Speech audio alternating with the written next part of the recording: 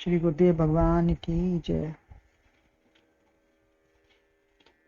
श्रीमद् भगवद गीता के 6वें अध्याय में श्री भगवान बता रहे हैं कि ये योग जो हमारा प्राप्तव्य है उसको कैसे प्राप्त करें। अपनी मन, बुद्धि, इंद्रिय, शरीर सबका नियंत्रण करके, संयमन करके उस परम शांति रूप परम लक्ष्य को प्राप्त कैसे करें।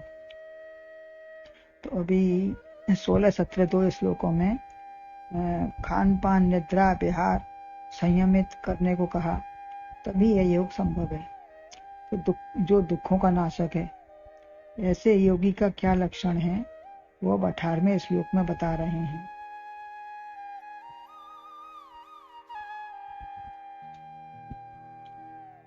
यदा विनियतं चित्ते मात्मन्नेवावतिष्ठते निस्पृहः सर्वकामेभ्यो युक्त इत्युच्यते तदा। संयत हुआ चित आत्म ही में नित्य रम रहता वही, रहती न कोई कामना, नर युक्त कहलाता वही।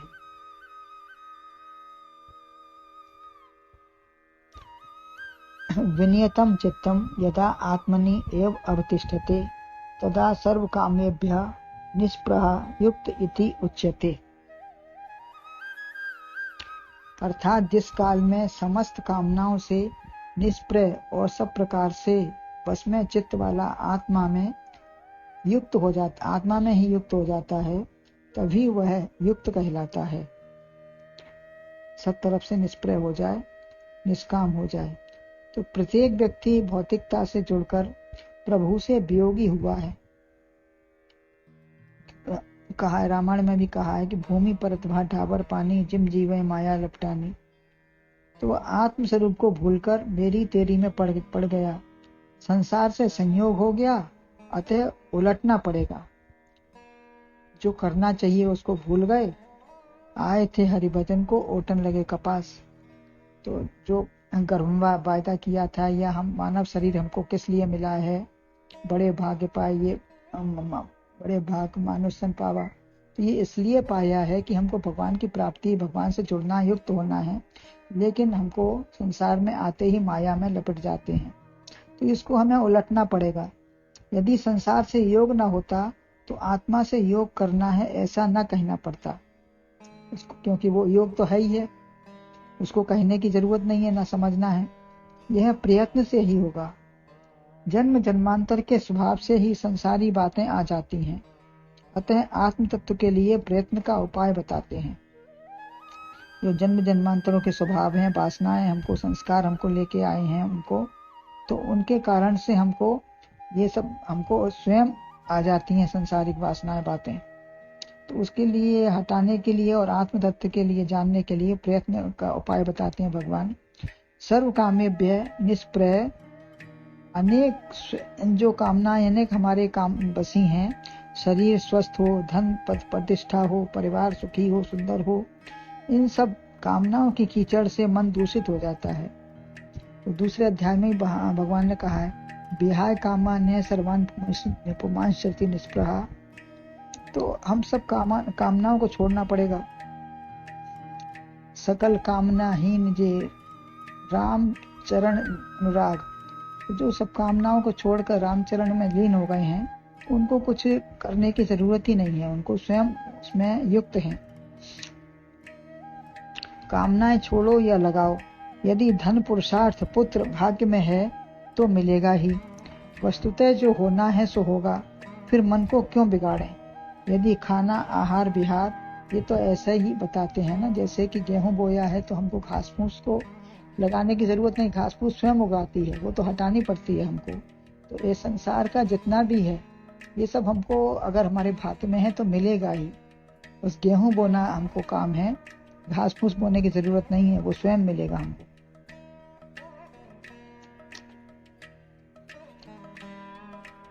यदि खाना, आहार, विहार स्वस्थ नहीं है तो आप स्वस्थ रह नहीं सकते।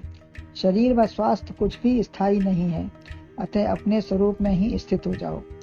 भूत, वर्तमान, भविष्य के विषयों की इच्छा न करके एक आत्म तत्व को ही जानो।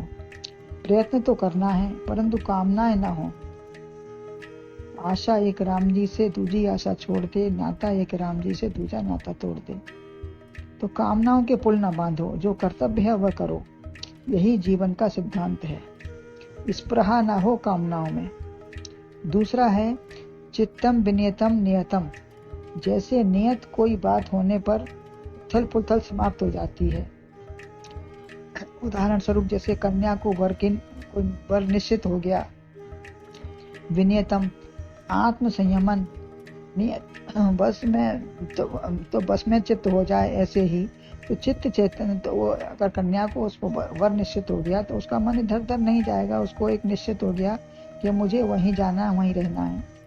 ऐसे ही जब आत्म संयम नियत चित्त हो जाता है तो चित्त चैतन्य होता तो विकार ना आता। चित्त हमारा चैतन्य होता तो विकार ना आता। जब चित्त द्वैत में चला गया, डबलता लग गया, चित्त हो गया, वो डबलता होने से अनेक संस्कार आने लगे, वह दुचित हो गया। तो दुचित कहूं पर तोष न लहेंगे। पति पुत्र धन मकान नाता रिश्ता, उन्हीं के चित्र से एल्बम बन जाता है। कितने सारे चित्र विचित्र सब आते रहते हैं, उनसे एक बड़ा भारी एल्बम बन जाता है। कितनी भी पुरानी बात धूमिल नहीं होती। 150 साल की ही नहीं वरन जन्म जन्मांतरों के चित्र बने हैं, संस्कार बने हुए हैं, जो कभी धूमिल नहीं होते। यह धूमिल जब होंगे जब उससे भी गहरा रंग पुतेगा। जैसे सब चित्रों पर काला पोत दो तभी मटिया मेट होगा। सारे चित्र जो रखे हैं अगर उन पर काला पोत दिया जाएगा तभी वो छिपेंगे, मिटेंगे। यह सब परेशान करने वाले हैं। अतः सब समाप्त करके नाम रूप का संसार बन गया तो नाम रूप से ही मिटेगा। जो नाम रूप का विभिन्न नाम रूप हमारे दिमाग में हृदय में सब बस गए हैं, वो नाम रूप से ही मिटेंगे। भगवान नाम व इष्ट का चित्र ऐसा अंकित हो जाए जो सारे चित्रों को दबा दे, मिटा दे। जिससे अत्यधिक प्रेम हो वही अंकित हो जाता है। संसारी चीज से शाश्वत शांति मिलेगी नहीं। गुरु शाश्वत शांति प्राप्त है। अंतःकरण में प्रति चैतन्य ही चैतन्य उनके भरा है, तो वही आपको देंगे, वही आपको प्राप्त होगा। और तब संसार भी नहीं रहेगा और हट जाएगा मन से।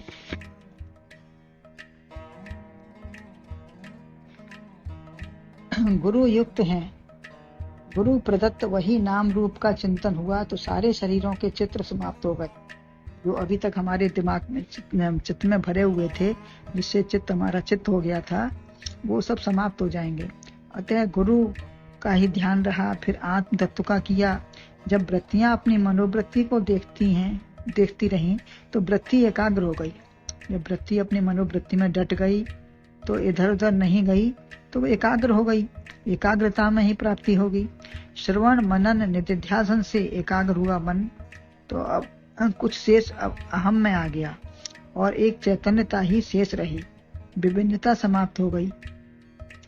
ध्याता ध्यान ध्येय समाप्त होकर केवल आप ही शेष रहे।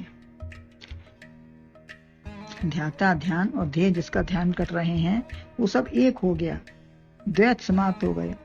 अंतर के अंतर का भी अंतर समाप्त हो गया। जो अंतर के अंतर था उसमें भी जो अंतर हमको नजर आता था सब चीज में, वो सब समाप्त होकर एक निरंतर में मन लग गया। फिर जाना कहाँ है चित्त को। जैसे पशु कहीं भी दिन भर जाए चरने घूमते, परंतु वापस रात में आएगा ही। कहीं भी जाए परंतु अपने घर का विस्मरण नहीं होना चाहिए। कर्तव्यता भोक्तव्यता को अलग होकर सहज भाव से सब क्रिया हुई। गया तो लेकिन अपने से अलग नहीं हुआ। नदी जैसे नदी की धारा बहती है तो समुद्र में ही समाती है,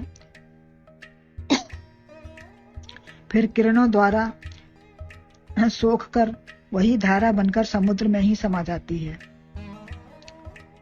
ऊपर भाव बनकर उड़ी और वर्षा बनकर गिरी, फिर समुद्र में आ गई। फिर आत्म सत्ता के सिवाय चित्त कहीं भी जाएगा ही नहीं। चित्त फिर हमारा कहीं भी गया आया कुछ भी हुआ, लेकिन फिर हमारा स्थिति उसमें आत्म सत्ता में एकाकी भाव में आ जाएगी। लेकिन ये सब प्रयत्न पहले करना पड़ेगा।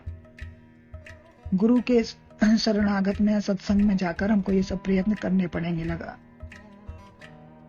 संसार से हटकर कामनाएं के निकलने पर ही ये योग होगा, विनियतम चित्त होगा। तीसरा आत्मन्येव तिष्ठते, आत्मन्येव च तिष्ठते। अब अपने स्थान पर बैठा हो, दौड़ समाप्त हो गई। आत्म तत्व की स्थिति के सिवाय परिस्थितियां संसार की हैं, उनमें स्थिति ना होगी। सब समझ में आ गया कि जो परिस्थितियां हैं पर स्थिति है, वो हमारी नहीं है, तो उनमें स्थिति नहीं है और न बनानी है न बनेगी। अवतिष्ठते उपसर्ग लग गया, जमकर आत्मा में ठीक से बैठो। कोड़े की मार के डर से तुरंत उठते हैं, उठक बैठक तो सजा है, सजा से सदगुरु छुड़ा देते हैं। जो अभी तक हम उठक बैठक हमारी चारों तरफ दिमाग में रहती थी, दिमाग में शरीर में, वो सब जो सजा थी संसार की, वो उससे सदगुरु छुड़ा देते हैं। अतः विश्राम से अपने में बैठो, तब इसका नाम तदा जो ये जल्दी नहीं मिलता है नाम, वो नाम हो जाएगा। कोई संत या भक्त कुछ भी कहें, अच्छा कहें बुरा कहें, तो हमारी कामना ना हो बस।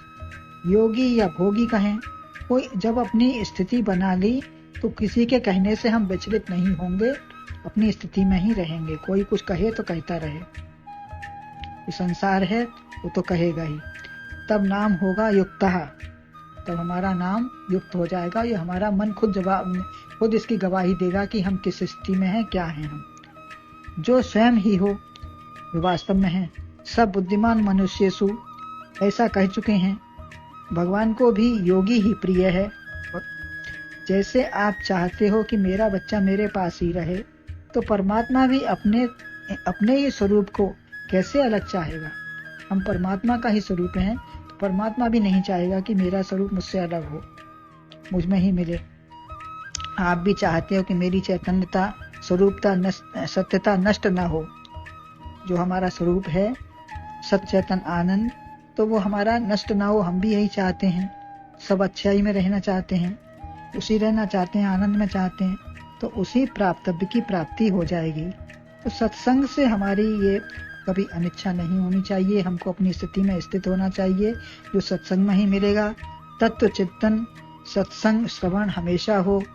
जैसे गीले कपड़े का पानी धूप में धीरे धीरे सूख जाता है, ऐसे ही सत्संग रूपी खुराक से मैल नष्ट हो जाता है, खाकर चबाना पड़ता है। ऐसे ही मनन करने से अभ्यास होगा और हम आपा अपने को जान पाएंगे, अपने आपे को, कि हमारा वास्तविक स्वरूप क्या है और हमें क्या प्राप्त करना है, जिसके लिए हम संसार में आए हैं। तो वो हमको की प्राप्ति हो जाएगी गुरु कृपा से, अपने उसमें युक्तता से हमको जानकारी हो जाएगी। गुरुदेव भगवान की जय।